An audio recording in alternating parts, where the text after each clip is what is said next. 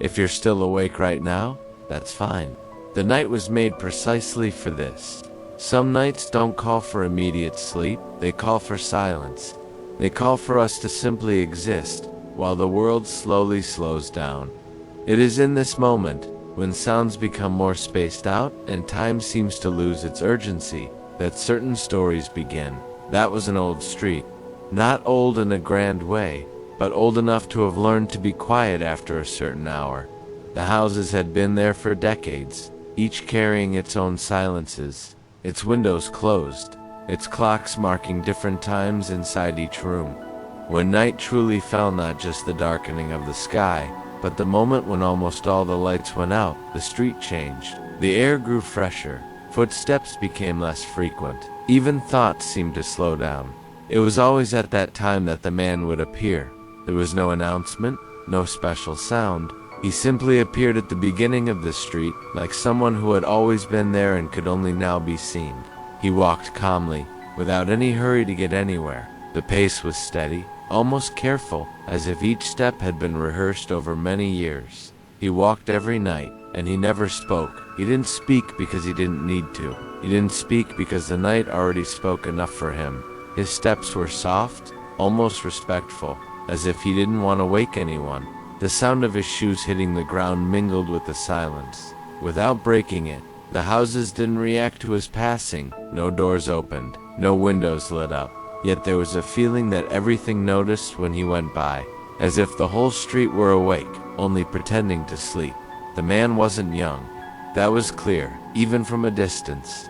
His movements weren't heavy, but they carried the quiet weight of someone who had lived a long life. There was something familiar about his posture, as if he belonged there more than anyone else.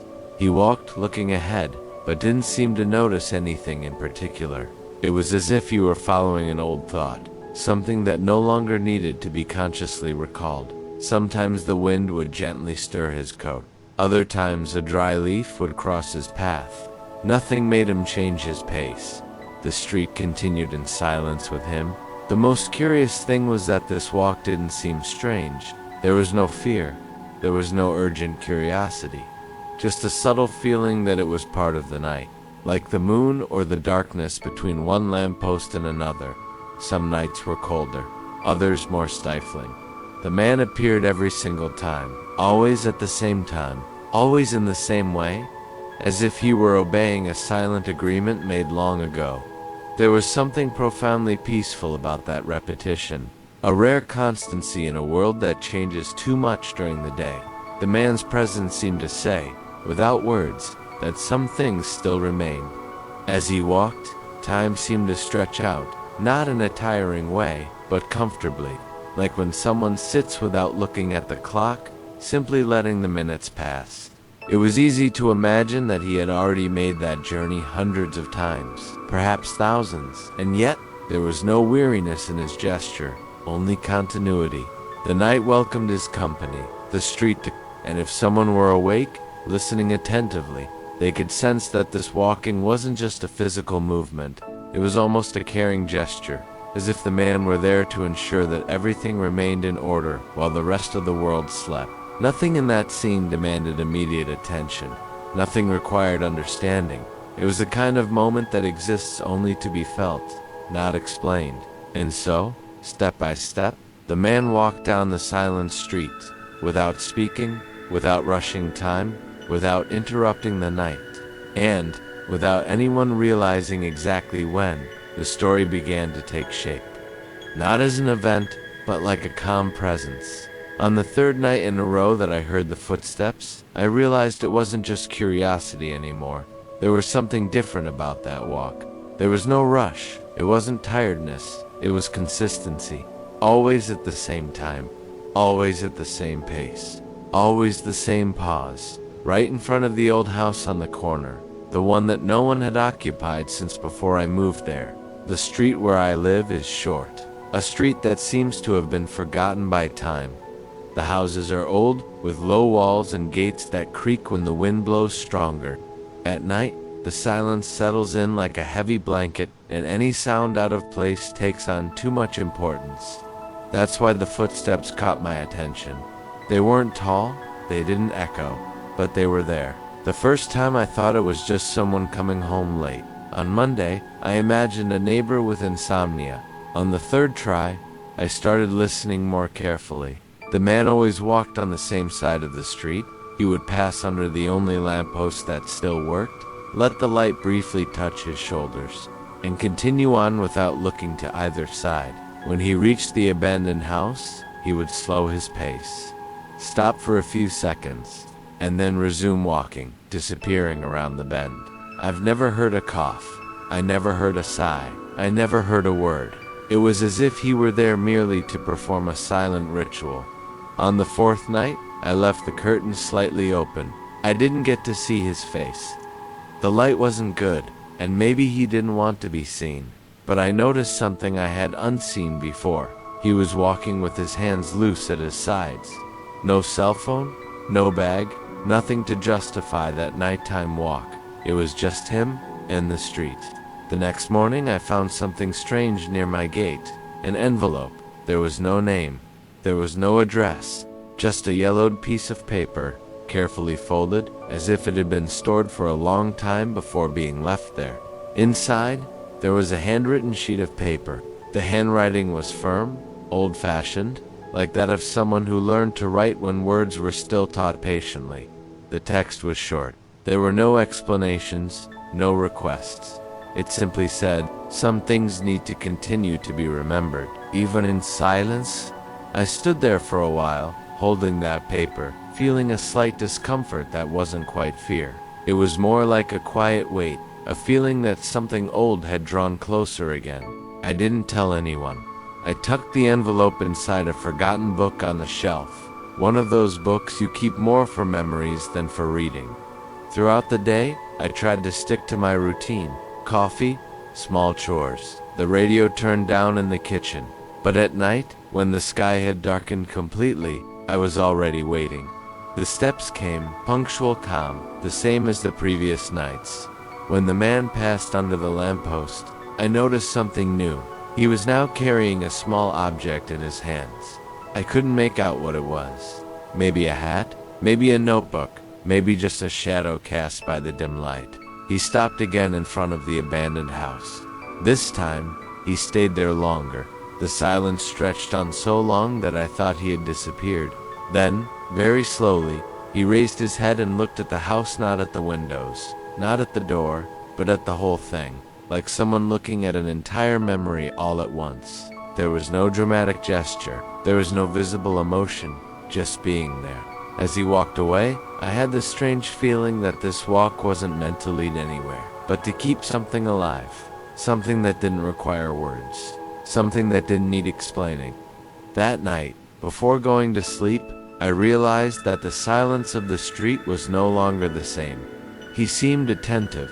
After that night, I began to notice things that had always been there, but had never caught my attention.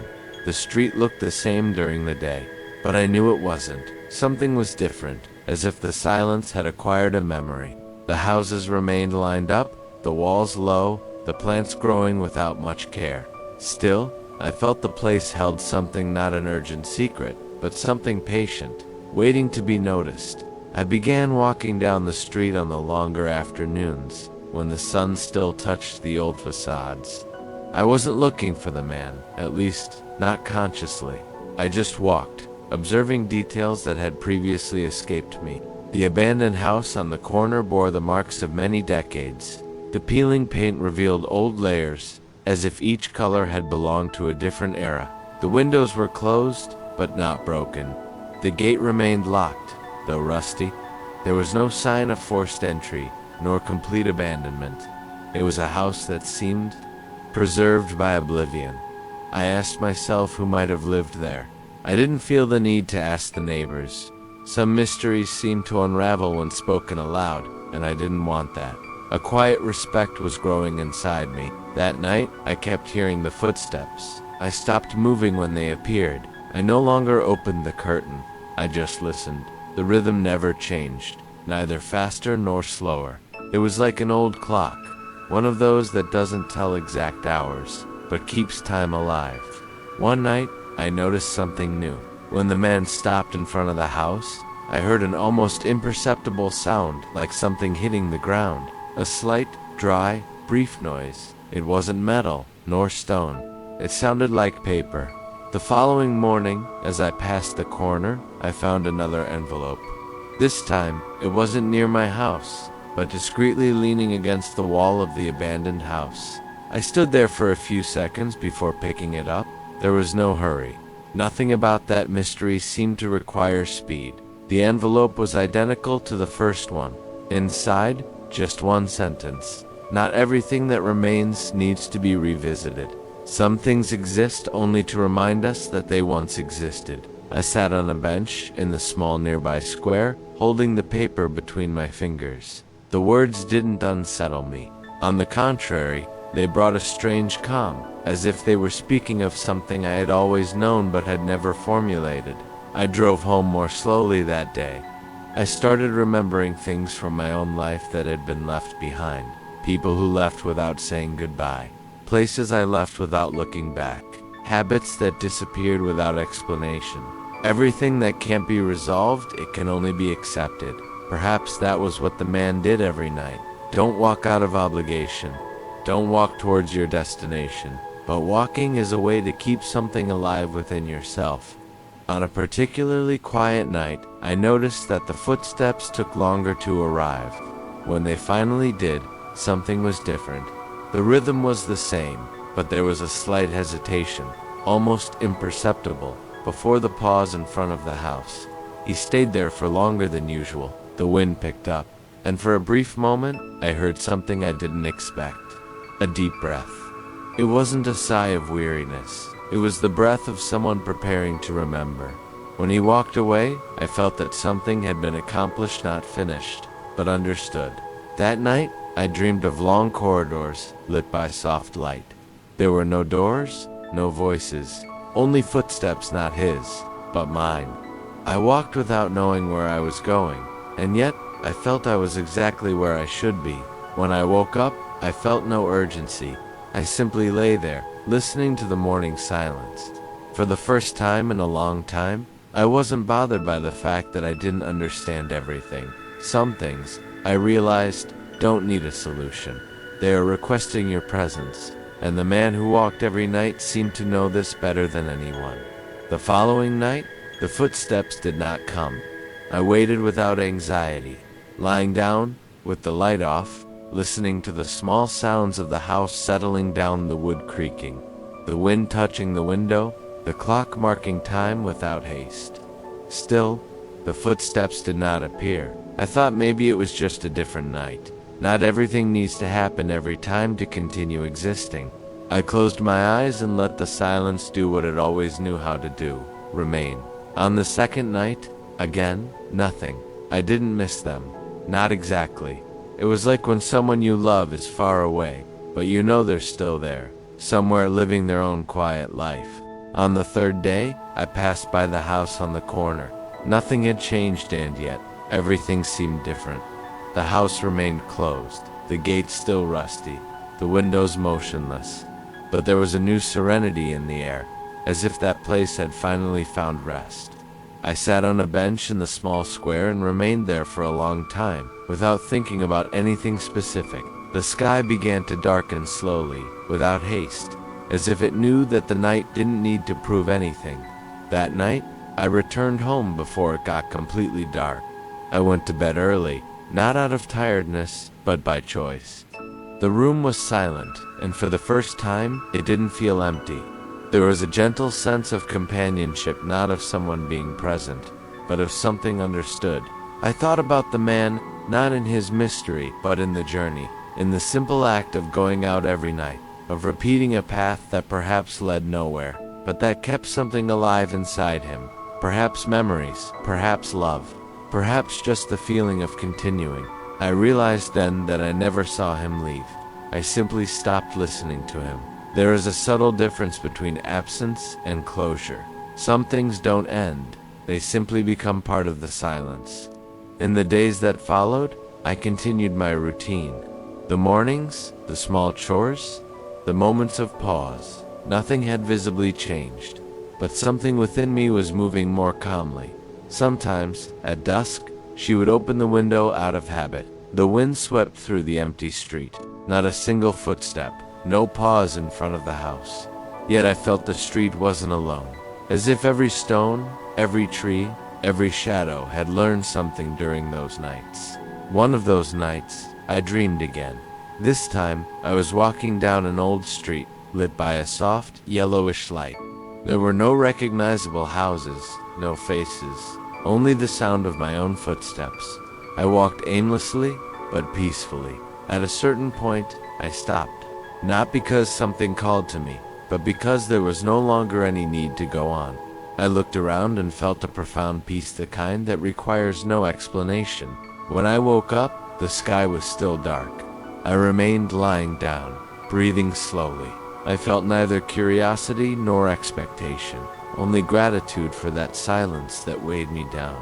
I never again heard the footsteps of the man who walked every night without ever speaking. But sometimes, when the night is especially quiet, I feel like the silence walks down the street, not to be seen, not to be understood. Just a reminder that some presences don't need to be named. And so, the night goes on. No complete answers. Without clear goodbyes, only with the quiet certainty that everything that needs to remain, remains. In silence,